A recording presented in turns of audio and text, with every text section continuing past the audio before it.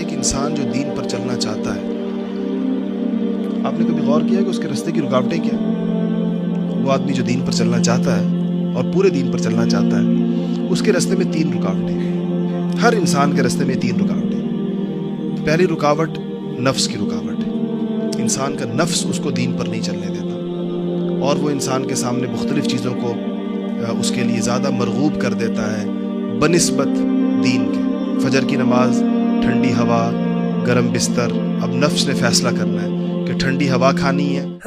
خوبصورت اسلامی ویڈیو دیکھنے کے لیے ہمارا چینل سبسکرائب کیا جائے اور بیل کے آئیکن پر کلک کیا جائے تاکہ آپ ہماری تمام ہونے والی ویڈیو سے باخبر رہ سکے۔ ایک انسان جو دین پر چلنا چاہتا ہے، آپ نے کبھی غور کیا کہ اس کے راستے کی رکاوٹیں کیا؟ وہ آدمی جو دین پر چلنا چاہتا ہے اور پورے دین پر چلنا چاہتا ہے، اس کے راستے میں 3 رکاوٹیں ہیں۔ ہر انسان کے راستے میں 3 رکاوٹیں ہیں۔ پہلی رکاوٹ نفس کی رکاوٹ ہے۔ انسان کا نفس اس کو دین پر نہیں چلنے دیتا، اور وہ انسان کے سامنے مختلف چیزوں کو اس کے لیے زیادہ مرغوب کر دیتا ہے بنسبت دین کے۔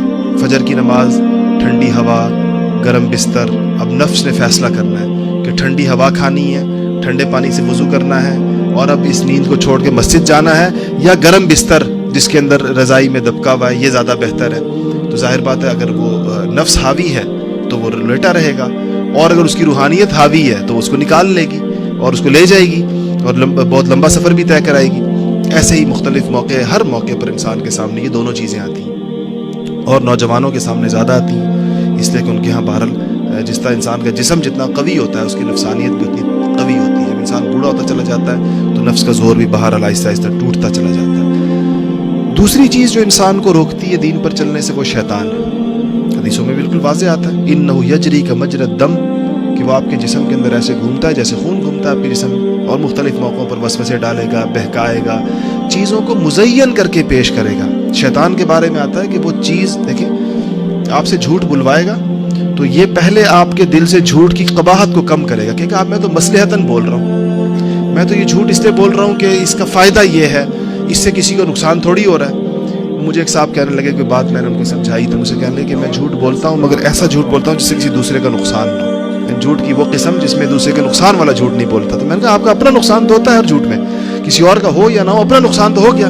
تو بالکل وہ سمجھ رہے تھے کہ جھوٹ کی یہ قسم اس میں داخل نہیں ہے کہ جس میں کسی کو نقصان پہنچانے والا جھوٹ کہتے ہیں، میں نے کبھی نہیں بولا، ویسے جھوٹ بولتا ہوں۔ تو یہ شیطان مزین کر دیتا ہے اعمال انسان کے سامنے، یعنی خوشنما کر کے پیش کرتا ہے، تم تو یہ اس مقصد کے لیے کر رہے ہو، تم تو اس مقصد کے لیے کر رہے ہو۔ ترجیح نہیں دینی چاہیے۔ جن چیزوں سے اللہ اور اس کے رسول نے روکا ہے، مجھے اور آپ کو اگر اس میں خیر نظر آنا شروع ہو جائے تو سمجھ لیجئے کہ شیطان نے میرے سامنے مزین کر دیا، شیطان نے میرے سامنے ایک پردہ تان دیا ہے جس کے اندر اس چیز کی برائیاں چھپا دی ہیں، اور اس کو مزین کر کے خوشنما کر کے میرے سامنے پیش کر دیا۔ یہ اس کا تجربہ بہت زیادہ ہوتا ہے، اور اس کے لیے بہت عجیب باتیں دل سے سجھاتا ہے شیطان۔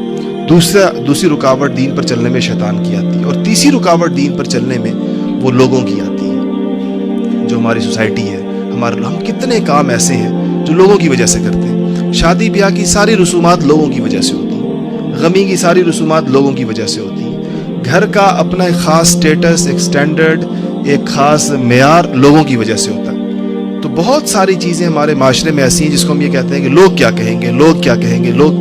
تو اگر آپ غور کریں گے تو یہ 3 رکاوٹیں، جو بندہ دین پر چلنا چاہے گا، آپ اس سے جسے نیت کر لی ہے، آپ اس سے پوچھیں گے تو آپ دیکھ لیجئے، اس کے آپ عذر سنیں تو آپ ان 3 فولڈروں میں سے کسی ایک میں ڈالیں، یہی ہوں گی۔ یا نفس کی رکاوٹ ہوگی، جو انسان کی عادتیں ہیں، یہ نفسانی چیزیں ہیں، ساری عادتیں ہیں نا، انسان نے عادت ڈال لی ہے، یہ نفس کی عادت ہوتی ہے۔ تو عادت ہوگی بعض چیزوں کی اپنی عادتیں چھوڑنا مشکل ہے، مثلا اسموکنگ چھوڑنا کیوں مشکل ہے؟ عادت ہے۔